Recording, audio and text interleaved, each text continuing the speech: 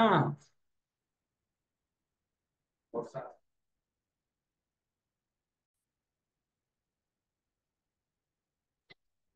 okay. So core Java. Core Java is one of the part of Java programming language. Java were divided into two parts, core Java part and advanced Java part. Okay, first of all, the Java history, just మామూలుగా knowing purpose, what is what. Online చూడాలి, meet లో పెట్టుకోండి. Java is popular programming language and platform. Java is high level, robust, object oriented, and secure program. These all are features of the Java. And high level programming language, robust programming language, object oriented programming language, secure programming language, platform independent programming language. Okay, write once, run anywhere in the programming language. Write once, run anywhere in the programming language. With the help of Java, we will develop different types of applications. Okay, na? So we have a small video also. I will show you.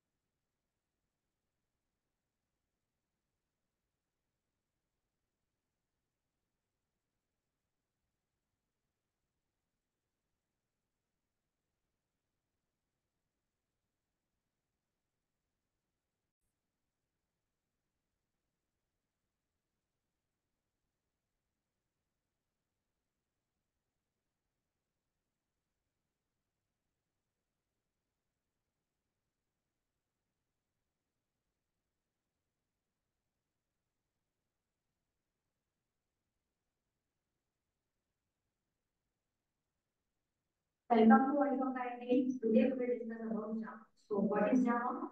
Java is a free and open source computer programming language developed by Sun Microsystems. By using this Java language, we can develop several types of software applications. Okay, what type of project we can build using Java?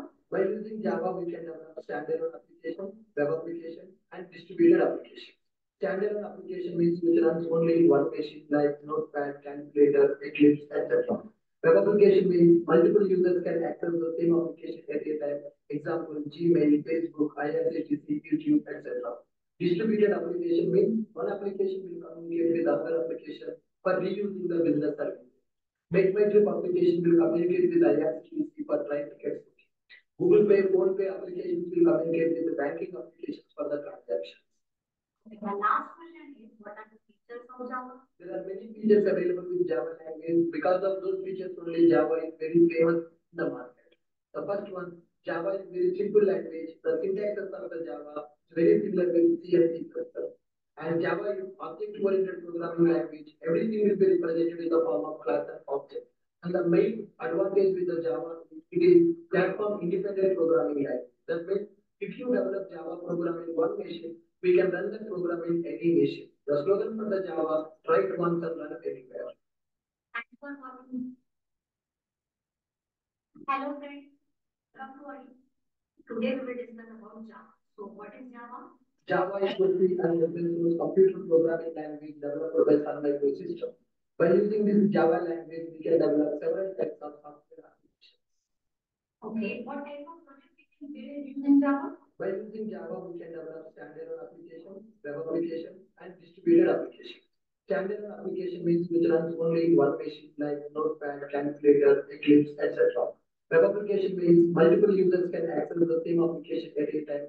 Example, Gmail, Facebook, IRCTC, YouTube, etc. Distributed application means one application will communicate with other application for reusing the business service. MakeMyTrip application will communicate with IRCTC for train tickets. Google Pay, Phone Pay applications will communicate with the banking applications for the transactions. Okay, my last question is, what are the features of Java? There are many features available with Java language. Because of those features, only Java is very famous in the market.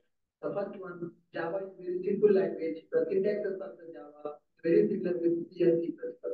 And Java is object-oriented programming language. Everything will be represented in the form of class and object. And the main advantage with the Java is it is platform-independent programming language. That means if you develop Java program in one machine, we can run that program in any machine. The slogan for the Java, write once and run anywhere. Okay. So Java is a platform-independent programming language. With the help of Java, we will develop different types of application. చెప్తున్నాం కదా, web application, desktop application, mobile application, enterprise application. So ఇక్కడ distributed application అని అంటారు కదా. Distributed application మన desktop అని అనొచ్చు, లేకపోతే మొబైల్ అని. సో డిస్ట్రిబ్యూటెడ్ అంటే ఏంటంటే ఏపీఐ అంటే. ఏపీఐ అంటే తెలుసా? Application programming interface. For example, client server direct connect అయితే దాన్ని డైరెక్ట్ క్లయింట్ సర్వర్ ఆర్కిటెక్చర్ అంటారు.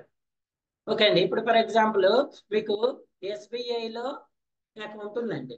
మీరు ఎస్బీఐలో ఒక ట్రాన్సాక్షన్ చేయాలి. ఇది మీ క్లయింట్ సిస్టమ్, డైరెక్ట్ గా ఎస్బీఐ సర్వర్ కనెక్ట్ అవుతున్నారు. ఇది ఎస్బీఐ సర్వర్ లోనే కదా డీటెయిల్స్ అన్ని ఉండేది. సో మీరు క్లయింట్ నుంచి సర్వర్ కనెక్ట్ అవుతున్నారు. డైరెక్ట్ క్లయింట్ రిక్వెస్ట్ ఇస్తాడు, సర్వర్ రెస్పాన్స్ ఇస్తాడు. ఇది నార్మల్ అండి. ఆన్ చేసి ఉంది, ఆన్ చేసి. ఇది నార్మల్ అండి.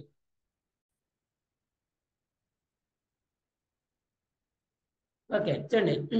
సో క్లయింట్ రిక్వెస్ట్ ఇస్తే సర్వర్ ఏమో రెస్పాన్స్ ఇస్తుంది. ఇది నార్మల్ ఆర్కిటెక్చర్ అండి. So now in the market we have an APIs. API అంటే ఏంటంటే ఈ క్లయింట్ అనేవాడు డైరెక్ట్ గా సర్వర్ తోటి కనెక్ట్ అవ్వకుండా, ఈ క్లయింట్ అనేవాళ్ళు డైరెక్ట్ సర్వర్ తోటి కనెక్ట్ అవ్వకుండా మధ్యలో మీడియేటర్ ని యూజ్ చేస్తున్నారు. ఓకేనా? ఆ mediator application for example Google Pay అనుకోండి. గూగుల్ పే ఉంది. సో గూగుల్ పే అనేది it is an banking system. Google Pay అనేది బ్యాంకా? అందులో మనకి అకౌంట్ ఉంటుందా? లేదు కదా. అంటే ఇప్పుడు నీకు ఎస్బీఐలో అకౌంట్ ఉంటే నువ్వు ఏదైనా ట్రాన్సాక్షన్ ఇనిషియేట్ చేస్తే ఆ ఇనిషియేషన్ ఎవరు తీసుకుంటారు? గూగుల్ పే తీసుకొని అది ఎవరికి ఫార్వర్డ్ చేస్తుంది? బ్యాంక్. అంటే at the end of the session me account balance ఉంది ఎస్బీఐలోనా గూగుల్ పేలోనా? ఎస్బీఐలోనే కదా. సో ఈ రెస్పాన్స్ అనేది మళ్ళీ ఎస్బీఐ గూగుల్ పేకి ఇస్తే ఈ గూగుల్ పే మనకి ఇస్తుంది. దీన్ని ఏపీఐ అంటారు. ఈ అప్లికేషన్ డిస్ట్రిబ్యూటెడ్ అప్లికేషన్ అంటారు. నార్మల్ గా ఇప్పుడు మనం ఏదైనా చిన్న హోటల్కి పోయినప్పుడు మనం ఇక్కడ ఉంటామండి, ఇక్కడ ఏమంటారు కిచెన్ కానీ డెలివరీ చేసే వాళ్ళు ఉంటారు. డైరెక్ట్ మనం పోయి ఫుడ్ తెచ్చుకుంటాం కదా. ఆర్డర్ చేసి మనమే పోయి దోశ చెప్పిన పోయి తెచ్చుకుంటాం. ఇప్పుడు మనం ఏదైనా మంచి రెస్టారెంట్కి పోతే ఏం చేస్తాడు? ఈ మధ్యలో వెయిటర్స్ ఉంటారు కదా. ఈ మధ్యలో వెయిటర్ ఉంటాడండి. ఇది కస్టమర్, ఇది కిచెన్ అనుకోండి, లేకపోతే ఇది రెస్టారెంట్. సో నార్మల్ గా మనం డైరెక్ట్ కిచెన్ లోకి వెళ్ళి తెచ్చుకునేది ఒక ఆప్షన్. ఇప్పుడు మనం పోతామా? వెళ్ళాం. సో ఫస్ట్ మన దగ్గర నుంచి ఈ వెయిటర్ అనేవాడు రిక్వైర్మెంట్ తీసుకుంటాడు, దీన్ని వీళ్ళకి ఫార్వర్డ్ చేస్తాడు, మళ్ళీ వీళ్ళు ఇచ్చిన రెస్పాన్స్ తీసుకొచ్చి మళ్ళీ మనకి ఫార్వర్డ్ చేస్తాడు. అంటే మనం చేయాల్సిన కొన్ని వర్క్స్ ని వీడు ఈజీగా చేస్తారు అనమాట. అంటే క్లయింట్ అనేవాడు ఎక్కువ కష్టపడకుండా ఈజీ వేలో. ఎందుకు ఈజీ వే? వీడు చేసే పని ఇది కదా, వీడికి ఆ వర్క్ ఎంత ఫాస్ట్ గా చేయాలనేది తెలుస్తుంది. మీకు తెలియదు, కొత్తగా రెస్టారెంట్కి పోయారు, మీకు ఆర్డర్ ఎక్కడ చేయాలో తెలియదు, బిల్ ఎక్కడ చేయాలో తెలియదు, ఏం చేయాలో తెలియదు కదా. బట్ వీడు చేసే పనే అది కాబట్టి మీ వర్క్ ని ఈజీగా, ఫాస్ట్ గా, సెక్యూర్గా చేస్తారు. అందుకే వీటన్నిటిని ఏమంటారంటే ఏపీఐస్ అంటారు, డిస్ట్రిబ్యూటర్. ఈ మధ్య మార్కెట్ లో చాలా అప్లికేషన్స్ ఇవే నడుస్తున్నాయండి. టికెట్ బుకింగ్ ఉంది. డైరెక్ట్ మీరు ట్రైన్ టికెట్ బుక్ చేసుకోవాలంటే ఐఆర్సిటిసిలో టికెట్ బుక్ చేసుకోవచ్చు కదా.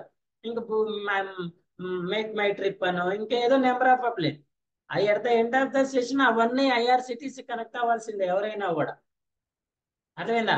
ఇప్పుడు గూగుల్ పే అయినా ఇక్కడ మీరు Google pay, phone pay, Paytm, ఏది యూజ్ చేసినా ఎవరికి పోవాలి? ఎస్బీ. ఎందుకంటే మీ అకౌంట్ ఉంది, మీ బ్యాలెన్స్ ఉంది ఎస్బీఐలోనే కదా. So without these one also మీరు డైరెక్ట్ కనెక్ట్ అవ్వదు. కాకపోతే ఈ డైరెక్ట్ కనెక్ట్ అయ్యేటప్పుడు it is a lengthy process. ఆ లెంతీ ప్రాసెస్ ని కొంచెం కట్ చేయడం కోసం మనం ఈ ఏపీఐకి మనం కొంత కాంట్రిబ్యూట్ చేస్తాము, వీడు కొంత కాంట్రిబ్యూట్ చేస్తాం. ఎందుకు వీళ్ళు ఎందుకు చేస్తారు సార్ అంటే వీళ్ళకి కూడా కస్టమర్స్ అనే వాళ్ళు ఇంక్రీజ్ అవుతారు, తొందరగా అవుతుంటే ఇంక్రీజ్ అవుతారు కదండి, అట్లా అనమాట. Clear? So with the help of Java we will develop an distributed applications also. Java was first of all developed by Sun Microsystems, which is now in the subsidiary of the Oracle. Actually first of all Sun Microsystem develop చేసింది, ఇప్పుడు లేదండి, ఇప్పుడు Oracle వల్ల దాన్ని own చేసుకున్నారు, ఇప్పుడు Oracle run చేస్తుంది.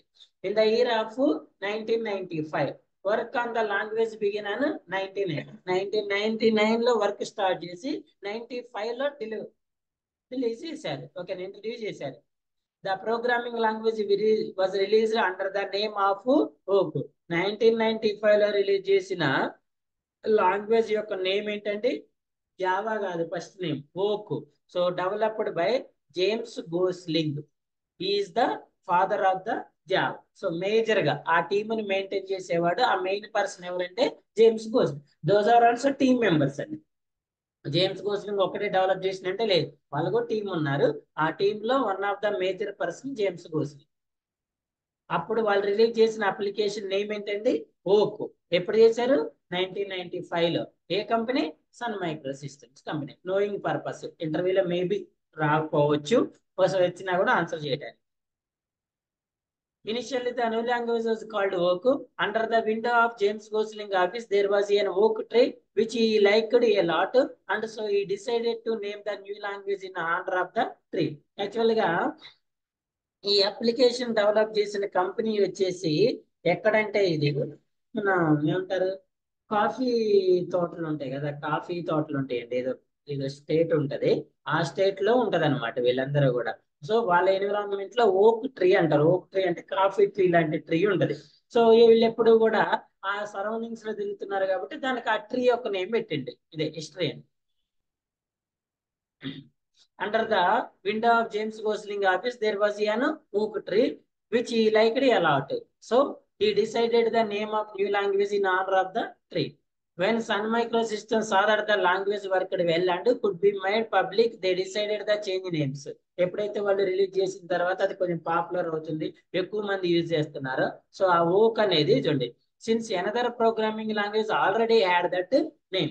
వేరే ప్రోగ్రామింగ్ లాంగ్వేజ్ కూడా ఓక్ అనే నేమ్ ఉంది, బట్ అది ప్రొనౌన్సియేషన్ కూడా అంత కరెక్ట్ గా లేదనే ఉద్దేశంతో they needed A better sounding name, one that has more commercial. Better sounding name, ఇంకా కమర్షియల్ గా ఉండే నేమ్ ఏదైనా పెట్టాలని డిసైడ్ అయ్యి, so they called the Java at May 23, 1995. The official release date under the Java name in 2009. The Java programming language got a new owner when Sun Microsystem was acquired by Oracle. Currently, Oracle owns the Java. According to data from Oracle, more than 3 billion of devices in the world run on Java. ఓకేనా? Normal గా మీకు ఈ symbol idea ఉందా? ఇదేంటి చెప్పండి? Java symbol కదా. ఇదేంటండి? ఇది కప్పు, ఇది సాసర్, ఇది కాఫీ అండి. Cup, saucer, coffee. నార్మల్ గా ఈ సింబల్ ఎందుకు ఉన్నారు సార్ అంటే, ఓ పెద్ద దీనికి ఏం లేదండి. నార్మల్ గా డెవలపర్స్ అంటేనే వర్క్ ఆఫ్ ప్రెజర్ కదా. ఎక్కడైనా ఇప్పుడైనా కూడా డెవలప్మెంట్ అంటే ఏంటండి, కొంచెం ప్రెజర్. ఎందుకు? వాళ్ళన్నీ న్యూగా డెవలప్ చేయాలి కదా. ఒక single line of requirements base చేసుకుని ఒక అప్లికేషన్ డెవలప్ చేయాలి. సో వాళ్ళు ప్రెజర్ లో ఉన్నప్పుడు నార్మల్ గా హ్యూమన్ బీయింగ్స్ ఏం చేస్తారండి? కాఫీ టీ తాగుతారు. సో నిందాక చెప్పా కదా, ఆ ఏరియాలో కాఫీ కాఫీ ఏమంటారు, కాఫీ తోటల, కాఫీ గార్డెన్స్ ఎక్కువ ఉంది. సో ఎక్కువ కాఫీ తాగుతా ఉండేవాళ్ళు. ఇక ఆ తాగటం వల్ల వాళ్ళకి ఆలోచన వచ్చిందనో, లేకపోతే అది హెల్ప్ చేస్తుందనే ఉద్దేశంతో దానికి ఈ సింబల్ పెట్టారు. ఈ తర్వాత వరాకిల్ వచ్చిన తర్వాత నేమ్ అయితే చేంజ్ చేసింది కానీ సింబల్ అయితే చేంజ్ చేయలేదు. అంతే. ఈ సింబల్ లో ఉన్న హిస్టరీ అది. ఇది it's not at all related to the Java. ఇది అసలు జావాకి ఎలాంటి రిలేటెడ్ కాదు. ఇది కంప్లీట్ గా వాళ్ళు ఆ టీ తాగి ఆ ప్రెజర్ రిలీజ్ చేసుకొని అప్లికేషన్ బాగా డెవలప్ చేశారనే ఉద్దేశంతో ఆ సింబల్ పెట్టారు. ఇప్పుడు కూడా ప్రెసెంట్ అదే రన్ అవుతుంది. ఓకేనా? Platform. Any hardware or software environment in which program runs is known as platform. ఇప్పుడు నార్మల్ గా మనం ఏదైనా ఒక ప్రోగ్రామ్ రాయాలన్నా, రన్ చేయాలన్నా మనకి ఏం కావాలండి? ప్లాట్ఫామ్ ఉండాలి. That platform may be operating system, maybe hardware components, anything we call it as a platform. Platform is nothing but we perform our actions in easy manner. మనం ఏదైతే థింగ్స్ పర్ఫామ్ చేయాలనుకుంటున్నామో వాటిని ఈజీగా చేయటం కోసం మనకి ప్లాట్ఫామ్ అనేది help అవుతుంది. Example చెప్తుండే మీకు, రైల్వే స్టేషన్ లో ప్లాట్ఫామ్ ఉంటుంది చూసారా, ఐడియా ఉంది కదా, ఎక్కడి నుంచి ఇక్కడ వరకు ఉంది, రిమైనింగ్ ప్లేస్ లో ఉంటుందా? ఇప్పుడు చూడండి, మీరు ట్రైన్ వచ్చినప్పుడు ఇక్కడ ఇక్కడ దిగుతున్నారు, ట్రైన్ నుంచి ఈ లేని ప్లేస్ లో దిగుతున్నారు, ఏది కంఫర్టబుల్ ఉంటుందండి? అంటే ఈ ప్లాట్ఫామ్ అనేది మనకి దిగటానికి ఎక్కటానికి కన్వీనియంట్ ఉంటుంది. అంటే మనం ఏదైనా ఒక వర్క్ చేయడానికి హెల్ప్ అయ్యేది అని నార్మల్ గా ప్లాట్ఫామ్ అంటారు. మీరు నార్మల్ గా ఏదైనా అప్లికేషన్ లో కోడ్ రాయాలన్నా, ఆ కోడ్ రన్ చేయాలన్నా మీకు ఏం కావాలి? అంతే కదా. ఇప్పుడు మీరు ఒక అప్లికేషన్ డెవలప్ చేయాలండి, మీకు ఏంటి రిక్వైర్మెంట్? ల్యాప్టాప్ ఉండాలి కదా. Laptop is the combination of hardware components, software కాదు. Those components quality as a platform, those quality as a platform. ఈ ప్లాట్ఫామ్ లో డిఫరెంట్ ఉంటాయండి, అన్ని సేమ్ ఉంటాయా? ఇప్పుడు నా ల్యాప్టాప్ ఉంది విండోస్ ఆపరేటింగ్ సిస్టమ్, తన ల్యాప్టాప్ ఉంది మ్యాక్ ఆపరేటింగ్ సిస్టమ్, అది వన్ ప్లాట్ఫామ్, ఇది వన్ ప్లాట్ఫామ్. ఫర్ ఎగ్జాంపుల్ ఇంకోది యూనిక్స్ ఉంది, అది అనదర్ ప్లాట్ఫామ్. అంటే we have N different platforms. Normally Java is platform independent కదా. డిపెండెంట్ వేరు, ఇండిపెండెంట్. డిపెండెంట్ అంటే ఏంటి? మనం ఒక అప్లికేషన్ ఒక ప్లాట్ఫామ్ కోసం డెవలప్ చేస్తే అది ఆ ప్లాట్ఫామ్ కి వర్క్ చేస్తే డిపెండెంట్. అదే అప్లికేషన్ మల్టిపుల్ ప్లాట్ఫామ్స్ కి వర్క్ చేస్తే దాన్ని ఇండిపెండెంట్ అంటారు. మీకు ఈజీ చెప్పాలంటే మొబైల్స్ లో ఆండ్రాయిడ్, ఐఓఎస్, బ్లాక్బెర్రీ, విండోస్ ఇవన్నీ డిఫరెంట్ ప్లాట్ఫామ్స్. మీరు ఎప్పుడైనా అబ్జర్వ్ చేస్తే కొన్ని అప్లికేషన్స్ ఓన్లీ ఆండ్రాయిడ్ కి వర్క్ చేస్తాయి, అవునా? ఇప్పుడు వాట్సాప్ ఉంది, it is working Android with iOS. కానీ కొన్ని అప్లికేషన్స్ ఇప్పుడు ఆండ్రాయిడ్ ఎక్కువ కాదు, ఐఓఎస్ ఎక్కువ ఆండ్రాయిడ్ లో వర్క్ చేయవు. ఆండ్రాయిడ్ లో ప్లే స్టోర్ అని ఉంటుంది, ఐఓఎస్ లో యాప్ స్టోర్ అండి. యాప్ స్టోర్ ఆండ్రాయిడ్ లో వర్క్ చేయదు, అది ప్లాట్ఫామ్ డిపెండెంట్. ఇప్పుడు వాట్సాప్ ఉంది, independent. Independent means when we develop an application, it is working on different types of hardware and software. Those quality as a platform. Okay. Since Java has runtime environment and API, it is called a platform according to Sun Microsystem. 3 billion devices run the Java. There are main devices are Java used currently used. ఇప్పుడు present market లో అక్కడ ఇక్కడ లేదండి, maximum జావాని use చేస్తున్నారు. చూడండి, desktop applications. Desktop applications idea ఉంది కదా, వాటిని స్టాండ్ అలోన్ అప్లికేషన్స్ అంటారు. It means you should download and install, then only able to use. Calculator అంటే అది ఆ డివైస్ లో మాత్రమే వర్క్ చేస్తుంది. నువ్వు అప్లికేషన్ యూజ్ చేయాలంటే ఆ డివైస్ దగ్గరికి వచ్చి వర్క్ చేసుకో. ఇంతకుముందు మనకి పర్సనల్ కంప్యూటర్స్ అని ఉండే, ఐడియా ఉంది కదా. సిపియు ఉంటుంది, మానిటర్ ఉంటుంది, పీసీ అంట పర్సనల్ కంప్యూటర్ అంటారు. సిపియు, మానిటర్ ఫిక్స్డ్ అయ్యి. ఇప్పుడు నువ్వు ఏ పని చేయాలన్నా వచ్చి దాని దగ్గర చేసుకోవాలి. ఇది ల్యాప్టాప్ కదా, ఇది ఫిక్స్డ్ కాదు. నేను ఇప్పుడు దీన్ని తీసుకొని పోయి అక్కడ కూర్చొనైనా చేసుకోవచ్చు, అవునా? సో ఏమంటారు, డెస్క్టాప్ అప్లికేషన్స్ అయితే అవి అక్కడే వర్క్ చేస్తాయి. వాటిని అందుకే స్టాండ్ అలోన్ అంటారు. అక్కడ ఒక దగ్గర నిలబడి ఉంటాయి అంతే. అలోన్ అంటే ఒంటరిగా ఒకే దగ్గర స్టాండ్ అయి ఉంటాయి. నువ్వు వర్క్ చేయాలంటే అక్కడికి వచ్చి చేసుకోవాలి, అంటే ఇట్ మీన్స్ ఆ డివైస్ లోనే చేసుకోవాలి. వెబ్ అప్లికేషన్ అంటే ఎక్కడైనా చేసుకోవచ్చు, ఏ సిస్టమ్ అంటే at a time multiple members use చేసుకోవచ్చు. ఇప్పుడు ఫర్ ఎగ్జాంపుల్ నా సిస్టంలో ఎంఎస్ ఆఫీస్ ఓపెన్ ఉందండి, ఎంఎస్ వర్డ్ ఉంది. ఎట్ ఏ టైం ఎంతమంది యూజ్ చేసుకోవచ్చు? ఓన్లీ వన్నే కదా. ఇప్పుడు నేను యూజ్ చేస్తాను, నువ్వు వచ్చి సైమల్టేనియస్ యూజ్ చేయలేస్తావా? అదే ఇప్పుడు www.amazon.com ఉంది, ఎంతమంది యూజ్ చేసుకోవచ్చు? నువ్వు యూజ్ చేయొచ్చు, నేను multiple members at a time use చేసుకోవచ్చు. గుర్తుపెట్టుకోండి, మల్టిపుల్ మెంబర్స్ సైమల్టేనియస్ గా ఎట్ ఏ టైం. ఇప్పుడు మన ముగ్గురం ఒకేసారి, నువ్వు మొబైల్లో ఆన్ చేసుకున్నావు, నువ్వు మ్యాక్ లో ఆన్ చేసినావు, నేను విండోస్ లో ఆన్ చేసుకున్నావు. ముగ్గురు, నువ్వు window Firefox browser use చేస్తున్నావు, నువ్వు ఎడ్జ్ బ్రౌజర్ యూజ్ చేస్తున్నావు, నేను క్రోమ్ బ్రౌజర్ యూజ్ చేస్తున్నాను. ముగ్గురు ఒకేసారి Amazon. But desktop applications simultaneous usage అనేది ఉండదు. ఒకళ్ళు యూజ్ చేసుకున్న తర్వాత నెక్స్ట్ వేరే వాళ్ళు యూజ్ చేసుకో. ఓకేనా? వెరీ వెరీ ఇంపార్టెంట్ అండి, ఇంటర్వ్యూలో అడుగుతారు మిమ్మల్ని. వెబ్ అప్లికేషన్స్ ఎగ్జామ్ URL ఉన్న ప్రతి అప్లికేషన్ వెబ్ అప్లికేషన్. ఓకేనా సార్? మరి Java is desktop or web application? Java అనేది desktop web? Desktop. Java web application కాదు. సో అంటే దాన్ని కూడా ఏం చేయాలి? డౌన్లోడ్ చేసుకొని ఇన్స్టాల్ చేసుకొని ఆ సిస్టమ్ లో మాత్రమే యూజ్ చేయాలి. ఇప్పుడు నా సిస్టమ్ లో జావా ఉంది, నీ సిస్టమ్ ఇన్స్టాల్ చేసుకోలేదు, you are unable to use. But at a time only one person can use it. Okay sir? ఒకళ్ళే సార్ దానికి యూఆర్ఎల్ ఉంటుందా, బ్రౌజర్ లోకి వెళ్ళి జావా యూజ్ చేయొచ్చు సార్ అంటే నో, అది కూడా desktop application. Enterprise applications such as banking, mobile, embedded, smart cards, robotics, games, stand alone, web, enterprise, mobile applications. So మనకి డిఫరెంట్ టైప్స్ ఆఫ్ అప్లికేషన్స్ అంటున్నాం కదా.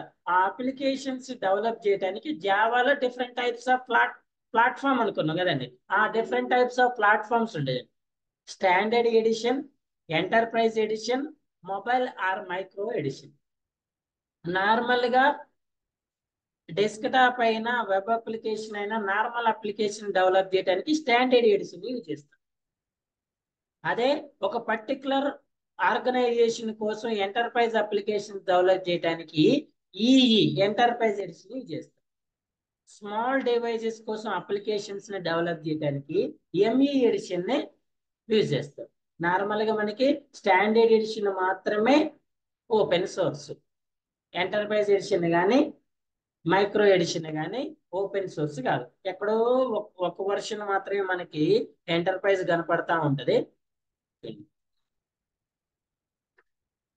జావా ఇస్ వరాకిల్ కార్పొరేషన్ అండి. www.oracle.com. మీరు ఇక్కడ అబ్జర్వ్ చేస్తే ఎడిషన్ చూపిస్తుంది చూడండి. Java SE platform standard edition. ఓకేనా? సో ఇందులో చూడండి Linux, Mac, Windows. Java platform independent కదా. విండోస్ కి వర్క్ చేస్తుంది, మ్యాక్ వర్క్ చేస్తుంది, లైనిక్స్. ఓకేనా? మీకు ఇందులో జేడీకే మ్యాక్ ఎంటర్ప్రైజ్ ఎడిషన్ వచ్చేసి ఇప్పుడు ఇక చూడండి enterprise performance pack.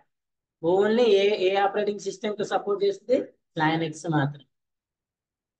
Standard edition అయితే anything it will support it. Linux, Mac, Solaris, Windows. అర్థమైందా? సో స్టాండర్డ్ యాక్చువల్ గా జావా ప్రోగ్రామింగ్ లాంగ్వేజ్ కూడా ఓపెన్ సోర్స్ కాదండి. For practice purpose open source అండి. సో మనం ఎలాంటి పేమెంట్ చేయాల్సిన అవసరం లేదు, నార్మల్ గా మనం యూజ్ చేసుకోవచ్చు. So standard edition to develop an normal applications like web or desktop. Enterprise edition is using to develop an enterprise application. తెలుసు కదా ఎంటర్ప్రైజ్ అంటే? So to develop an application for particular organization. SBI ఉంది. ఎస్బీఐ నా కుక్కలకి మా వాళ్ళ కోసం ఒక అప్లికేషన్ డెవలప్ చేయమంటే దాన్ని ఎంటర్ప్రైజ్ అప్లికేషన్ అంటారు. Mobile or micro.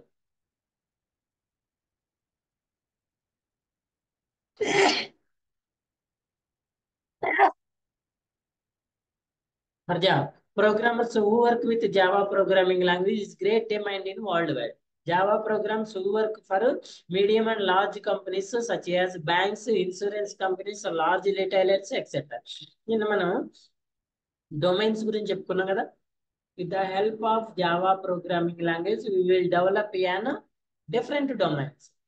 Banking domain, e-commerce domain, healthcare domain, insurance domain. Okay అండి. ఇంకా నెంబర్ ఆఫ్ డొమైన్స్ ఉంటాయి. Education domain. ఏ డొమైన్ లో ఉన్న అప్లికేషన్ డెవలప్ చేయడానికైనా మనం జావా ప్రోగ్రామింగ్ లాంగ్వేజ్ యూజ్ చేసుకోవచ్చు. Sir Java it is not supported this domains are అంటే no, it will supports with all domains. Insurance, return. The create an application such companies you need to know not only the Java language but also specific of the industry you are working for.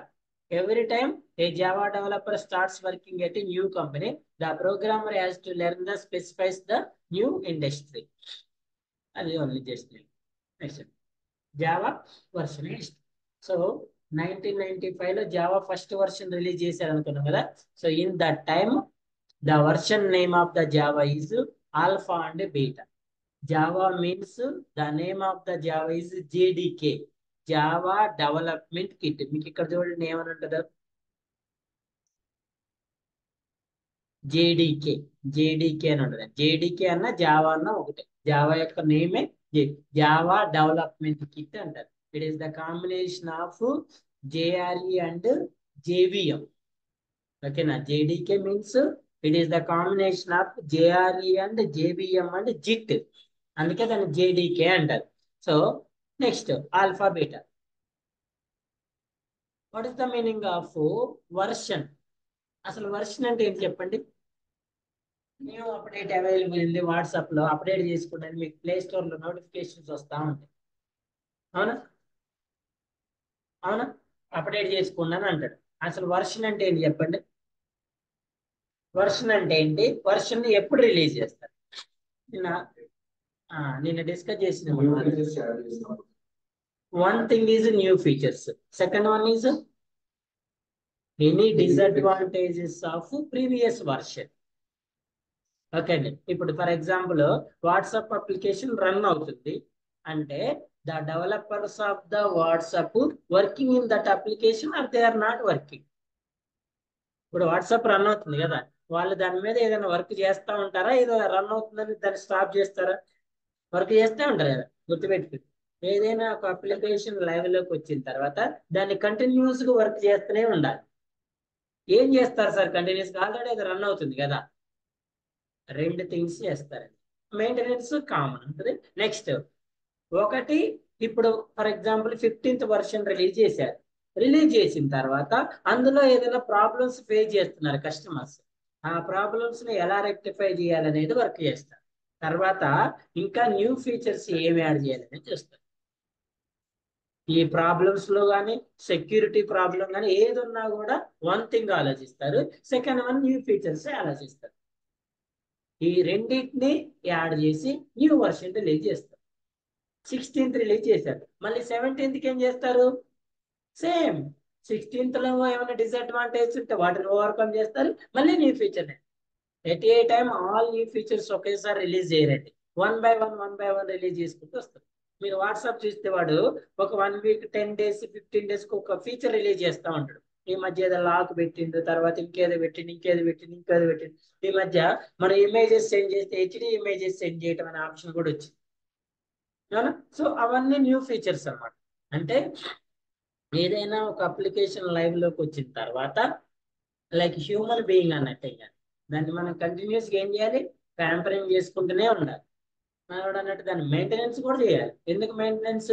ఏదో ఒక problem వస్తూ ఉంటది కదా. ఒకవేళ మీరు కనుక continuous దాన్ని maintenance చేయకపోతే ఆ అప్లికేషన్ లైవ్ లో ఉండదు. ఎందుకు? మీరు న్యూ ఫీచర్స్ యాడ్ చేయరు కదా. అదర్ అప్లికేషన్ వాళ్ళు ఏం చేస్తారు? న్యూ ఫీచర్స్ యాడ్ చేస్తారు. మరి వాళ్ళు యాడ్ చేయనప్పుడు కస్టమర్స్ ఆటోమేటిక్ దేనికి వెళ్తారు? నువ్వు వన్స్ మెయింటెనెన్స్ ఆపిను, దాంట్లో న్యూ ఫీచర్స్ యాడ్ చేయటం ఆపిను అంటే ఆటోమేటిక్ మీ అప్లికేషన్ క్లోజింగ్ పోయినట్టే. దాని పోవద్దు అంటే కంటిన్యూస్ ఏం చేయాలి? వర్క్ చేస్తున్నాను. అందుకే ఇప్పుడు ర్యాపిడ్ అప్లికేషన్ ఉందండి, ఈ మధ్య రీసెంట్ కదా, 2 years అవుతుందా? 1.5 year 2 years బ్యాక్ రిలీజ్ చేశారు. 3 years అవుతుందా? 3 years. అంతకుముందు ర్యాపిడే లేదండి. బెంగళూరు స్టార్ట్ చేస్తారు, తర్వాత హైదరాబాద్ వచ్చింది. అంతకుముందు లేదు అసలు. హైదరాబాద్ లో బైక్ మనం బుక్ చేసుకునే ఆప్షన్ లేదు అసలు. మాక్సిమం ఆటోకి అయితే ఓబర్ ఉన్నట్టుంది కానీ ఆటో కూడా అంత పాపులర్ కాలేదు. ఓలా ఉంది కానీ అంత ఆటోస్ కి అంత పాపులర్ లేదు. అది ఓలా కంప్లీట్ క్యాబ్స్ ఉన్నాయి. ఎప్పుడైతే మనకి ర్యాపిడ్ వచ్చిందో it is most popular bikes with autos. బైక్లు ఆటోలకి ఎక్కువ పాపులర్ అయింది. అంటే ఆ అప్లికేషన్ డెవలప్ చేయడానికి వాడు maybe it will take 1 year or 6 months or 2 years తీసుకొని ఉండొచ్చు కదండి. మనకు తెలియదు వాడు ఎన్ని సంవత్సరాలు స్టార్ట్ చేసిండు. ఎప్పుడు తెలుస్తుంది? When they release it then only we know it. వాడు అసలు వర్క్ ఎప్పుడు స్టార్ట్ చేసిందో మనకు తెలియదు కదా, ఏ కంపెనీ చేసిందో కూడా తెలియదు మనకి. బట్ ఎప్పుడైతే వాడు రిలీజ్ చేసిందో అప్పటి నుంచి ఏం చేయాలి? కంటిన్యూస్ గా డిసడ్వాంటేజ్ ని ఓవర్కమ్ చేస్తూ ఉండాలి, న్యూ ఫీచర్స్ ని యాడ్ చేస్తుంది. ఒకవేళ వాడికి ఏది కాంపిటీషన్ లేకపోయినా కూడా ఎక్కువ మెంబర్స్ ఎక్కువ కస్టమర్స్ రావాలంటే ఏం చేయాలి? ఎక్కువ కంఫర్టబుల్ ఉండాలి, యూజర్ ఫ్రెండ్లీ ఉండాలి, బెనిఫిట్స్ ఉండాలి, ఇంకా ఉండాలి. ఫర్ ఎగ్జాంపుల్ నార్మల్గా అందులో డిసడ్వాంటేజ్ అంటే ఏంటి సార్ అంటే, నేను ఇక్కడ బుక్ చేసుకున్నా, యాక్చువల్ లొకేషన్ ఇక్కడ చూపించాలి, పక్క లైన్ లో చూపిస్తుంది, డిసడ్వాంటేజే కదా. నెక్స్ట్ వర్షన్ లో దాన్ని ఎలా ఓవర్కమ్ చేయాలనే దాన్ని ఇస్తున్నాం. ఓకేనా, ఇలా ఇలా ఏదైనా డిజైన్ ఇంకా న్యూ ఫీచర్స్ యాడ్ చేసుకోవచ్చు, ఇంకా న్యూ ఇలా 1 by 1 యాడ్ చేసుకుంటా రిలీజ్ చేస్తూ ఉంటారు అప్లికేషన్స్ లో. ఓకేనా, సో అలా మనకి వర్షన్స్ అనేవి రిలీజ్ అవుతా ఉంటాయి. ఓకే అండి. నెక్స్ట్ ఆల్ఫా బీటా తర్వాత 1996 లో 1.0, 1.1, 1.3, 1.4, 50. చూడండి 96 లో ఉంటే 7 లో 8 లో 2000, మళ్ళీ 1 లో రాలే, తర్వాత 2002 లో వచ్చింది, మళ్ళీ 3 లో రాలే, 4, 6, 11, 14. చూడండి నెక్స్ట్ 17, 18, మళ్ళీ 18 లో 2 టైమ్స్ వచ్చింది. సో ఇలా ఈ వర్షన్స్ అనేవి ఇప్పుడు కస్టమర్స్ కి తెలుస్తుందా ఈ వర్షన్ ఎప్పుడు వస్తుంది రిలీజ్ అవుతుందని, దే గెట్ కన్ఫ్యూజ్డ్ కదండి. ఓకేనా, సో అందుకే జావా ఏం చేసిందంటే after 8, since Java 8 release the వరాకిల్ corporation follows A pattern in which every even version is release in March month and odd version released in, even version ఏమో మార్చి month లో release చేస్తుంది, add version ఏమో September month లో release చేస్తుంది. అంటే ఇప్పుడు ఇది ఏ month అండి, ఇదేంటి మార్చే కదా, ఇవాళ డేట్ 15th. యాక్చువల్గా మార్చి మంత్ ఇంకా రిలీజ్ అవ్వలే, అయిందా, ఇంకా రాలే, 21 ఉంది. మీరు చూస్తే మనం ఇలానే ఈ కోర్స్ ఇలానే కంటిన్యూ అవుతుంది కదా. నేను ఈ మంత్ లో చూపిస్తాను మీకు 22 వర్షన్. ఈ 21 ఎప్పుడు రిలీజ్ అయింది సార్ అంటే లాస్ట్ సెప్టెంబర్ లో. Every odd version release date September, even version release date March. Actually September first week లోనే రిలీజ్ అయింది, కానీ మార్చి సెకండ్ వీక్ అని ఇంకా రిలీజ్ అలా అవుతుంది. ఆ మంత్ లో ఏదో ఒక టైంలో రిలీజ్ చేస్తారు అనమాట. సో ఇప్పుడు 22 వర్షన్ లో ఏముంటుంది సార్ అంటే ఈ 21 లో ఉన్న డిసడ్వాంటేజ్ ఓవర్కమ్ చేస్తూ ఇంకొన్ని ఆ న్యూ ఫీచర్స్ అనేవి పర్ఫార్మెన్స్ అయి ఉండొచ్చు, యూజర్ ఫ్రెండ్లీ అయి ఉండొచ్చు, సెక్యూరిటీ కూడా అయి ఉండొచ్చు, అది ఏదైనా అయి ఉండొచ్చు. ఓకేనా, అలా 1 by 1 వర్షన్ రిలీజ్ చేసింది. ప్రజెంట్ అయితే 21 వర్షన్ నడుస్తుంది, ఫ్యూచర్ లో 22 కూడా అప్డేట్ అయి ఉండొచ్చు. దీన్ని ఏమంటారు, వర్షన్ హిస్టరీ అంటారు. ఓకేనా, ఇంకో పాయింట్ కూడా చెప్తాడు ఇక్కడ మనకి. ఈ వర్షన్స్ లో కొన్ని వర్షన్ ఏమో స్టేబుల్ వర్షన్స్ అంటారండి, కొన్ని వర్షన్స్ ఏమో బీటా వర్షన్స్ అంటారు. విన్నారా ఎప్పుడైనా బీటా వర్షన్ అంటారు? బీటా వర్షన్ అంటే ఏంటంటే నార్మల్ గా చూడండి, అప్లికేషన్ డెవలప్ అయిన తర్వాత ఇది ఎక్కడికి వెళ్తుందండి, టెస్టింగ్కి వెళ్తుంది కదా, QA/QCకి వెళ్తుంది కదా, క్వాలిటీ కంట్రోల్కి వెళ్తుంది. వీళ్ళు టెస్టింగ్ చేసి దీని తర్వాత ఏం చేస్తారు, డెలివరీ చేస్తారు. అంతే కదా, డెవలప్మెంట్ అయితే టెస్టింగ్ అవుతుంది, తర్వాత డెలివరీ అవుతుంది. ఇదే కదా నార్మల్ ప్రాసెస్. ఈ testing performed by software company కదండి. టెస్టింగ్ చేసేది ఎవరు, సాఫ్ట్వేర్ కంపెనీ. డెలివరీ చేసేది ఎవరికి, క్లయింట్ దాన్ని ఎండ్ యూజర్స్ కి ఫార్వర్డ్ చేసుకుంటాడు. But as a software company we're delivered the application client. So మనం ఎప్పుడైతే క్లయింట్ కి ఈ అప్లికేషన్ డెలివరీ చేసామో సమ్ క్లయింట్స్ డైరెక్ట్ గా ఈ అప్లికేషన్ ని ఎండ్ యూజర్స్ కి యూజ్ చేస్తారు. నార్మల్ గా ఈ ఎండ్ యూజర్స్ కి పంపించడానికన్నా ముందు క్లయింట్స్ కూడా బీటా టెస్టింగ్ ని పర్ఫార్మ్ చేస్తారు. ఆల్ఫా టెస్టింగ్ అంటే company environment, beta testing by client environment. ఎలా చేస్తారు సార్ బీటా టెస్టింగ్ అంటే 2 ways ఉంటాయండి. ఒకటి వచ్చేసి ఆ క్లయింట్ దగ్గర ఉన్న is not developer, is not testing, is not any employee, he feels like an end user, he use the application in few days. ఇప్పుడు నేను క్లయింట్ అండి, మీరిద్దరు నా ఫ్రెండ్స్, నా దగ్గర ఉన్న మీ ఇద్దరు ఈ మీకు తెలియదు దాని గురించి ఏమి, లైక్ ఎండ్ యూజర్ లాగా మీరు కొన్ని రోజులు అప్లికేషన్ యూజ్ చేస్తారు, ఏమైనా ప్రాబ్లమ్స్ ఉంటే చెప్తారు మాకు. ఇది 1 type ఆఫ్ బీటా టెస్టింగ్. ఒకవేళ మీరు కూడా ఏ ప్రాబ్లమ్స్ లేవంటే అప్పుడు క్లయింట్ దాన్ని రియల్ టైంలోకి రిలీజ్ చేస్తారు. ఇది 1 type of beta testing. Second type of beta testing ఏంటంటే ఈ క్లయింట్ అనేవాడు ఒక స్పెసిఫిక్ కస్టమర్స్ సెలెక్ట్ చేసుకొని వాళ్ళకి ఈ అప్లికేషన్ అనే దాన్ని డెలివర్ చేస్తా ఉంటాడు. నార్మల్గా ఈ అప్లికేషన్ పేమెంట్ అప్లికేషన్ అనుకోండి, అంటే పెయిడ్ అప్లికేషన్. ఈ బీటా వర్షన్స్ కి ఏం చేస్తాడు, ఫ్రీకి రిలీజ్ చేస్తాడు, ఫ్రీ ఇస్తాడు. ఎందుకు ఇస్తాడు? కొన్ని రోజులు మీరు యూజ్ చేసుకోండి ఫ్రీగా, ఏదైనా ప్రాబ్లమ్స్ ఉంటే చెప్తే ఆ ప్రాబ్లమ్స్ రెక్టిఫై చేస్తాడు. దీన్ని బీటా టెస్టింగ్ అంటారు. దీన్నే బీటా వర్షన్ అంటారు. ఈ బీటా వర్షన్ అనేది కొన్ని రోజులే అవైలబుల్ ఉంటుంది. ఒకవేళ వీళ్ళందరూ ఫ్రీగా యూజ్ చేసుకున్న తర్వాత అసలు ఏ ప్రాబ్లం లేదనుకోండి, అప్పుడు దాన్ని స్టేబుల్ వర్షన్ లో కన్వర్ట్ చేస్తారు.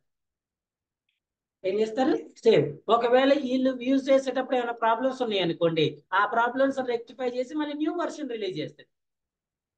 మళ్ళీ న్యూ వర్షన్ లో బీటా టెస్టింగ్ పర్ఫామ్ చేస్తారు. ఇలా కొన్ని వర్షన్స్ అయిపోయిన తర్వాత ఇప్పుడు 1 by 1 సాల్వ్ చేసుకుంటూ వస్తే మాక్సిమం ప్రాబ్లమ్స్ సాల్వ్ అవుతాయి కదండి. ఇప్పుడు ఫస్ట్ వర్షన్ లో ఉన్న ప్రాబ్లమ్స్ సెకండ్ లో చేసింది, సెకండ్ లో కూడా వస్తే థర్డ్, అలా 4-5 వర్షన్స్ తర్వాత అయినా కూడా మాక్సిమం వర్షన్స్ పోతాయి, మాక్సిమం డిఫెక్ట్స్ పోతాయి కదా. ఏ అప్లికేషన్ 100% క్వాలిటీ ఉంటుందా? ఉంటుందా? ఏ అప్లికేషన్ 100%, నువ్వు టెస్టింగ్ చేసిన ఆల్ఫా బీటా ఏదన్నా చేయండి, ఏ అప్లికేషన్ 100% క్వాలిటీ ఉండదు. బట్ మనం ఇచ్చే ఇష్యూరెన్స్ ఏంటంటే మేజర్ డిఫెక్ట్స్ ని సాల్వ్ చేయాలి. సాఫ్ట్వేర్ టెస్టింగ్ యొక్క మెయిన్ రెస్పాన్సిబిలిటీ ఏంటంటే there is an few defects, అంటే లో సివియారిటీ డిఫెక్ట్స్ ఉన్న ఇష్యూ లేదు పెద్దగా, హై సివియారిటీ డిఫెక్ట్స్ సాల్వ్ చేయాలి. నేను మీకు నార్మల్ గా చిన్న చూపిస్తా ఉంటా కదా. ఇప్పుడు చూడండి, ఇప్పుడు www.facebook.com ఏంటంటే ఇది యూఆర్ఎల్ కదా. యూఆర్ఎల్ ఎంటర్ చేస్తే ఏం ఓపెన్ అవుతుంది? లాగిన్ పేజ్ ఓపెన్ అవుతుంది. ఇది ఏ బ్రౌజర్ అండి? Chrome browser. ఇప్పుడు ఇదే యూఆర్ఎల్ నేను వేరే బ్రౌజర్ లో ఎంటర్ చేసిన సేమ్ యూఆర్ఎల్ ఇదే పేజ్ ఓపెన్ అవ్వాలి లేదా? అవ్వాలి కదా. చూడండి, I'm opening the edge browser same Google page లో, ఎంటరింగ్ ద సేమ్ యూఆర్ఎల్. ఏం ఓపెన్ అవుతుంది? లాగిన్ పేజ్ ఏనాది? లింక్స్ పేజ్ ఓపెన్ అవుతుంది. ఈ లింక్స్ పేజ్ మీద క్లిక్ చేస్తే ఏమవుతుంది? ఇది డిఫెక్ట్ ఏనా కాదా? లో సివియారిటీ డిఫెక్ట్, దీనివల్ల పెద్ద ఇష్యూ ఏముండదు. అంటే సాఫ్ట్వేర్ టెస్టింగ్ లో లేదా మనం ఒక అప్లికేషన్ క్లయింట్ కి డెలివర్ చేసేటప్పుడు మన కంపెనీ యొక్క మేజర్ గోల్ ఏంటంటే మేజర్ డిఫెక్ట్స్ ని ఫస్ట్ సాల్వ్ చేయాలి. whenever we are solving the major defect, the application convert to the stable. అది స్టేబుల్ పనిచేస్తూ ఉంటది. ఈ చిన్న చిన్న డిఫెక్ట్స్ సరే నార్మల్ గా అయితే వీటిని కూడా సాల్వ్ చేసుకోవాలి, బట్ వీటి వల్ల పెద్ద ఇష్యూస్ ఏమి ఉండవు. వీటన్నిటిని ఏమంటారంటే లో సివియారిటీ లో ప్రియారిటీ డిఫెక్ట్స్ అంటారు. లో సివియారిటీ లో ప్రియారిటీ డిఫెక్ట్స్ అంటారు. ఫర్ ఎగ్జాంపుల్ క్యాప్చా కోడ్ ఉంది, ఒకసారి ఫస్ట్ సారి మనం పేజ్ ఓపెన్ చేసినప్పుడు క్లియర్ గా రాలేదు, మళ్ళీ రీఫ్రెష్ కొట్టగానే వస్తుంది. డిఫెక్ట్ అయినా కాదా? లో సివియారిటీ డిఫెక్ట్. అసలు క్యాప్చా కోడే రాకపోతే అది హై సివియారిటీ. అర్థమవుతుందా? ఇప్పుడు మన ఎస్బీఐ నార్మల్ గా ఎస్బీఐ అప్లికేషన్ ఓపెన్ చేస్తే క్యాప్చా కోడ్ వస్తుంది.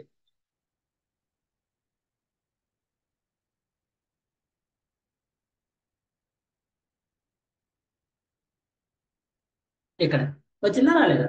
సో క్లారిటీ కనిపిస్తుంది కదా ఇక్కడ, నో ఇష్యూ. ఒకవేళ మీకు ఇక్కడ జీ అనేది క్లారిటీ కనిపించట్లేదు అనుకోండి, మీరు రీఫ్రెష్ కొడితే నెక్స్ట్ వన్ వస్తుంది కదా.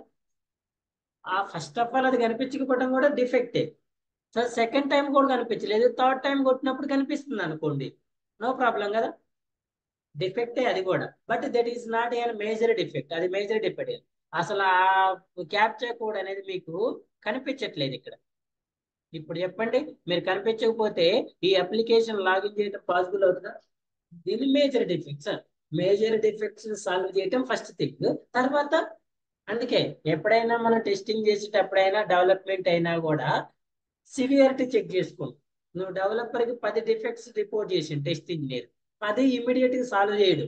ఏం చేస్తాడు? సివియారిటీ చేస్తాడు. బేస్డ్ అపాన్ ఏదైనా హై సివియారిటీ ఉంది అనుకోండి, ఇమీడియట్ గా సాల్వ్ చేస్తాడు. అన్ని లో సివియారిటీ అనుకో ఒకటి పని ఒకటి చేసుకుంటూ పోతారు, ఎప్పుడు రిపోర్ట్ చేస్తారు. ఓకేనా? అంటే అవి కూడా అప్లికేషన్ ప్రాబ్లమే, but not an major issues. Okay, where Java is used. So number of applications అండి, అక్కడ యూజ్ చేస్తారు ఇక్కడ యూజ్ చేస్తారు అని ఏం లేదు. For server applications, web applications. Server applications అంటే తెలుసు కదా. ఇప్పుడు SBI customer connected with SBI server, Amazon customer connected with server అనేది కూడా వన్ టైప్ ఆఫ్ అప్లికేషన్. అందులో కూడా ఒక అప్లికేషన్ ఉంటుంది. సార్ సర్వర్ అంటే ఎలా ఉంటుంది? అది కంప్యూటరేనండి, అందులో మెమరీ ఉంటుంది, ఆ మెమరీలో డేటాని స్టోర్ చేసి పెట్టుకుంటాం, ఆ ప్లేస్ ని సర్వర్ అంటారు అంతే. ఆ డేటాని మెయింటైన్ చేయడం కోసం ఆ ప్లేస్ ని మెయింటైన్ చేయడం కూడా మనం ఒక అప్లికేషన్ యూజ్ చేస్తాం. అప్లికేషన్స్ లో మనకి 2 టైప్స్ ఆఫ్ అప్లికేషన్స్ ఉంటాయండి. అడిగిందా 2 టైప్స్ ఆఫ్ అప్లికేషన్స్ ఉంటాయి. క్లయింట్ సైడ్ అప్లికేషన్ ఉంటుంది, సర్వర్ సైడ్ అప్లికేషన్ ఉంటుంది. క్లయింట్ సైడ్ నువ్వు ఒక బిజినెస్ చేయాలంటే నువ్వు 2 అప్లికేషన్స్ ని డెవలప్ చేయాలి. ఇప్పుడు ర్యాపిడో ఉందనుకోండి, క్లయింట్ అప్లికేషన్ వేరు, సర్వర్ అప్లికేషన్ వేరు. Client application used by customer, server application maintained by Rapido. అర్థమైందా? ఈ సర్వర్ అప్లికేషన్ ర్యాపిడో మెయింటైన్ చేస్తుంది. ఈ క్లయింట్ అనేది క్లయింట్ కి యూజ్ చేసుకోవడం. క్లయింట్ ఎప్పుడు సర్వర్ అప్లికేషన్ యాక్సెస్ చేసుకోవడం పాసిబుల్ అవ్వదు. అమెజాన్ ఉంది, ఇప్పుడు మనం ఇక్కడ ఓపెన్ చేసేది క్లయింట్. ఇప్పుడు ఎఫ్బి ఓపెన్ చేసినాం కదా, ఇది క్లయింట్ అప్లికేషన్ అండి. ఇది క్లయింట్ అప్లికేషన్. ఈ డేటాబేస్ మొత్తం మెయింటైన్ చేయడానికి మళ్ళీ సర్వర్ అప్లికేషన్ రెండు ఉండాలి. అందుకే క్లయింట్ సర్వర్ ఆర్కిటెక్చర్ లో ఇలా కనెక్ట్ అవుతుంది. ఇది సర్వర్ కదా, ఇది సర్వర్ అప్లికేషన్. అంటే సాఫ్ట్వేర్ కంపెనీస్ ఇది డెవలప్ చేయాలి, ఇది డెవలప్ చేయాలి. యాక్చువల్గా డేటాబేస్ ఇందులో ఉంటుంది, సర్వర్ అప్లికేషన్ ఉంటుంది, క్లయింట్ అప్లికేషన్ లో ఉండదు. నార్మల్ గా క్లయింట్ అప్లికేషన్ అయితే డమ్మీ ఉంటుంది. వితౌట్ సర్వర్ కనెక్షన్స్ మీరు ఇక్కడ ఎన్ని ఇన్పుట్స్ ఇచ్చినా తీసుకోదారు. ఓకేనా? మనం నార్మల్ గా మొన్న ఏమంటారు, మన షార్ట్ ఫిల్మ్ చూసినాం కదా మనం. అందులో వాడు ఏమంటాడు, బ్యాంక్ ప్రాబ్లం వచ్చినప్పుడు సర్వర్ డౌన్ చెప్పి సర్వర్ డౌన్ లో పెడతాం అంటారు కదా. సో ఈ క్లయింట్ అనేవారు దీన్ని యాక్సెస్ చేసుకోవచ్చా చేసుకోకపోతే మన చేతిలోనే ఉండదు. మనం ఈ సర్వర్ ని స్టాప్ చేసినాం అనుకోండి, క్లయింట్ దాన్ని యాక్సెస్ చేసుకోలేడు. ప్రతి ఏటీఎం మిషన్ కి ఒక సర్వర్ ఉంటుంది. అందులో ఏదైనా ప్రాబ్లం వచ్చింది అనుకోండి, వాడు ఏం చేస్తాడు, ఆ సర్వర్ ని సింపుల్ గా డౌన్ చేస్తాడు, స్టాప్ చేస్తాడు. టెంపరీ అవుట్ ఆఫ్ సర్వీస్ అని వస్తుంది కదా మీకు. ఎవరికి వస్తుంది?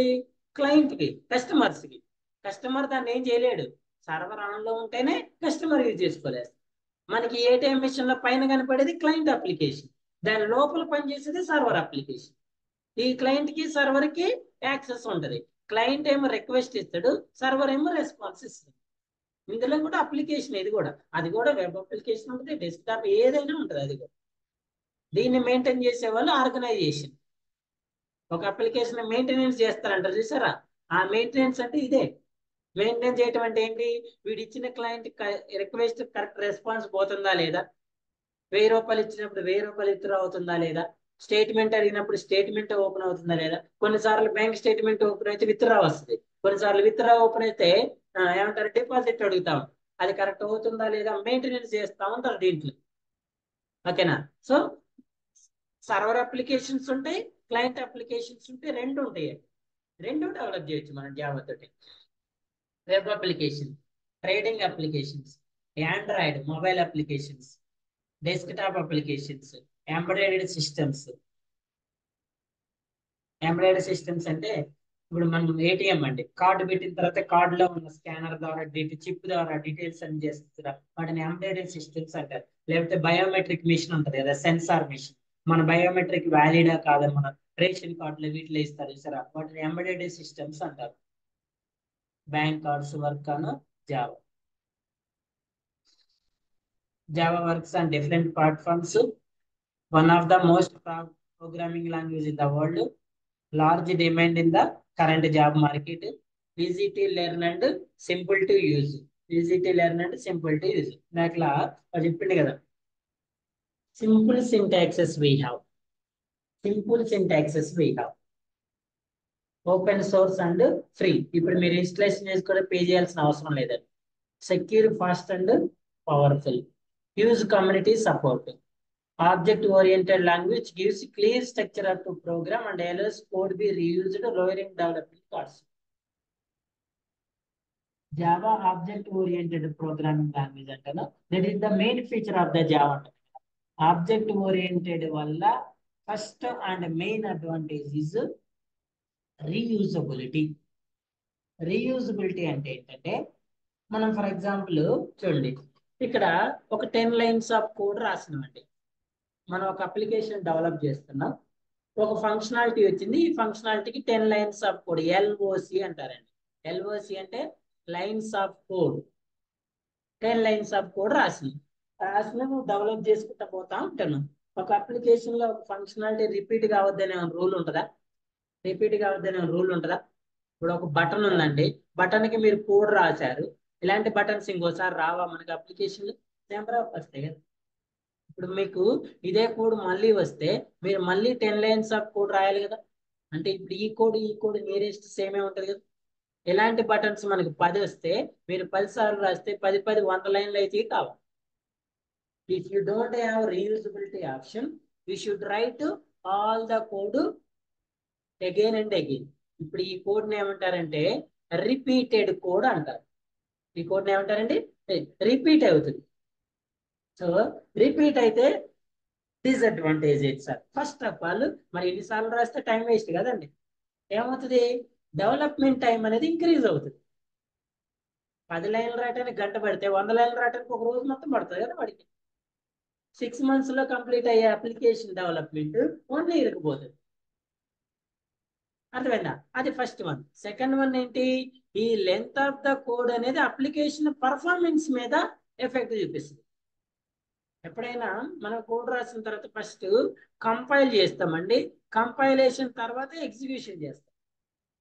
ఈ కంపైలేషన్ అనేది మీరు ఏ ఫంక్షనాలిటీని ఇనిషియేట్ చేసినా కంపైలేషన్ కామన్ గా అవుతుంది. లాగిన్ బటన్ మీద క్లిక్ చేశారు, కంపైలేషన్ అయ్యి లాగిన్ అవుతుంది. రీసెట్ బటన్ మీద క్లిక్ చేశారు, కంపైలేషన్ అయ్యి రీసెట్ అవుతుంది. సబ్మిట్ బటన్ మీద క్లిక్ చేశారు, కంపైలేషన్ అయ్యి సబ్మిట్ అవుతుంది. అంటే మీరు ఏ యాక్షన్ పర్ఫామ్ చేసినా ఫస్ట్ ఏమవ్వాలి? కంపైలేషన్ అంటే ఏంటంటే ఆ కోడ్ లో ఏమైనా ఎర్రర్స్ ఉన్నాయా లేవో చెక్ చేయడం. ఓకేనా? ఎవరు చెక్ చేస్తారు సార్ అంటే కంపైలర్ చెక్ చేస్తారు. ఇప్పుడు 10 లైన్లు చెక్ చేయడానికి 10 సెకండ్లు టైం తీసుకుంటే 100 లైన్లకి ఎన్ని సెకండ్లు తీసుకుందండి?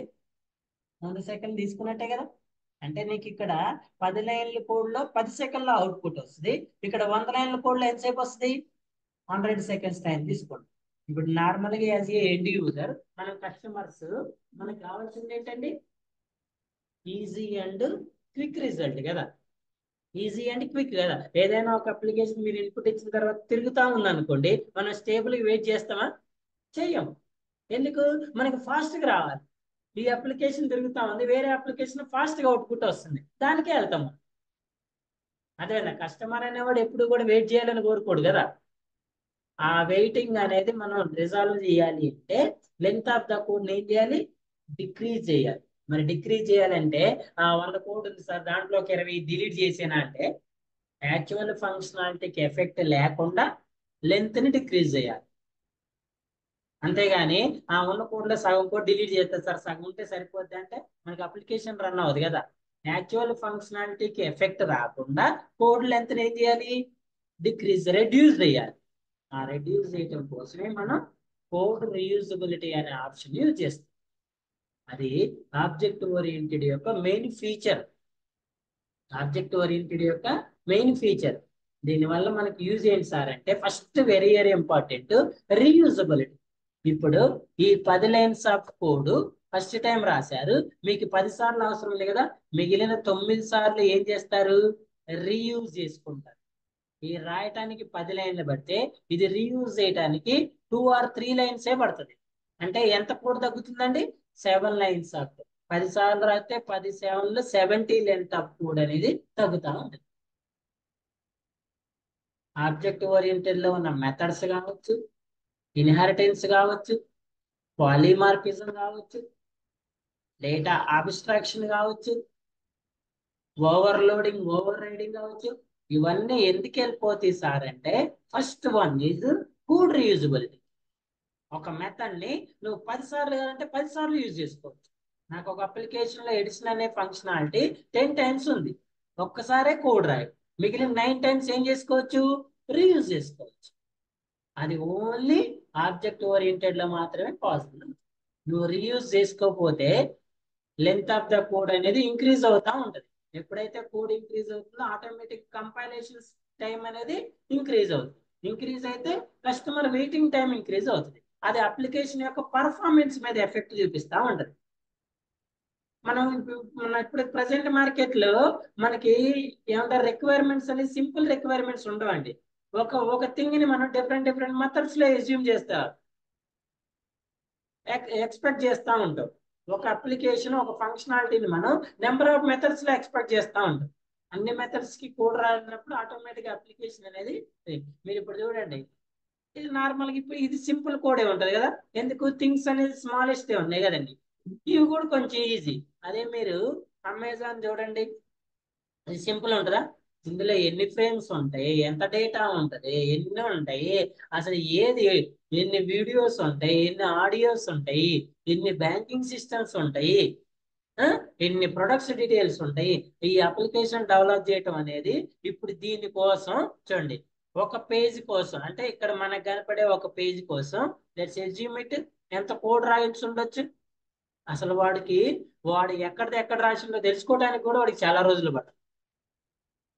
అదేనా, ఇలాంటి అప్లికేషన్స్ డెవలప్మెంట్ అప్పుడు మీరు రీయూజబిలిటీ యూజ్ చేయలేకపోతే అది క్రోర్స్ లోకి పోతుంది లెంత్ ఆఫ్ ద కోడ్. ఇంకా అలాంటప్పుడు ఏమైందంటే నువ్వు అమెజాన్ క్లిక్ చేసి పోయి లంచ్ చేసి వచ్చి డిన్నర్ చేసి వచ్చిన తర్వాత అమెజాన్ ఓపెన్. మరి ఈవెన్ ఇంత అప్లికేషన్ కూడా చూడండి, క్లిక్ చేయగానే ఎంత ఫాస్ట్గా ఓపెన్ అవుతుందా లేదా? That is the developer. Developer అనేవాడు అంతే. అవునా, ఇంత కోడ్ ఉన్నా ఇంత ఆప్షన్స్ ఉన్నా మనకి క్లిక్ చేయగానే ఓపెన్ అవుతుందా లేదా? ఇప్పుడు ఫేస్బుక్ ఉంది, ఇందులో పెద్ద ఫంక్షనాలిటీస్ ఏమి ఉండవండి, లాగిన్ అవుతూ లోపల పడుతుంది ఆడియోనో వీడియోనో ఏదో ఉంటది. బట్ ఈ అమెజాన్ కానీ ఫ్లిప్కార్ట్ కానీ ఈ కామర్స్ అప్లికేషన్స్ ఎందుకు, కస్టమర్ ఒక ప్రొడక్ట్ అనేవాడు నెంబర్ ఆఫ్ మెథడ్స్ చెప్తాడు. ఇప్పుడు ఈ ప్రొడక్ట్ ని మామూలుగా ప్రొడక్ట్ డిస్ప్లే చేస్తే సరిపోదు, చూడండి దీన్ని జూమ్ చేయాలంటాడు వాడు, జూమ్ చేయాలంటాడు, దాన్ని ఈ కలర్ కావాలంటాడు, డిఫరెంట్ షేప్స్ కావాలంటాడు, ఇది వర్కింగ్ వీడియో కావాలంటాడు. ఇవన్నీ రిక్వైర్మెంట్స్ ఆఫ్ ద కస్టమర్ కదా. వాడికి నెంబర్ ఆఫ్ కస్టమర్స్ ఉంటాయి. బ్యాంకింగ్ అంటాడు, ఇంకొకటి వచ్చి నా బ్యాంకింగ్ కాదు నాది ఈఎంఐ అంటాడు, ఈఎంఐలో ఏదో బజాజ్ ఫైనాన్స్ అంటాడు, ఇంకొకటి వచ్చి క్యాష్ ఆన్ డెలివరీ అంటాడు, ఇంకొకటి వచ్చి క్రెడిట్ కార్డ్ అంటాడు. మరి ఇన్ని సిస్టమ్స్ ని కొలాబరేట్ చేసుకోవాలి కదా వాడు. మరి ఇంత అప్లికేషన్ డెవలప్ చేయాలి అంటే దానికి ఎంత కోడ్ రాయాలి? ఆ కోడ్ అంతా కూడా మనం రీయూజ్ చేయకుండా రాసుకుంటూ పోతా ఉంటే ఆ లెంత్ అనేది ఎక్కడికో పోతుంది. రీయూజబిలిటీ వల్ల డెవలప్మెంట్ కాస్ట్ అనేవి డిక్రీజ్ అవుతాయి. మీరు పొలమంట రాసుకుంటూ పోతా ఉన్నారు అనుకోండి, ఎన్ని రోజులున్నా డెవలప్మెంట్ కాదు. అదే రీయూజ్ చేసుకుంటూ పోతా ఉంటే ఫస్ట్ గా అవుతా ఉంటుంది. Close to Java is close to C and C++. It makes the easy programmers to switch the Java. Simple, write once, run anywhere, portable, object oriented, user friendly, robust, multi-threaded, interpreted, high performance, distributed, dynamic.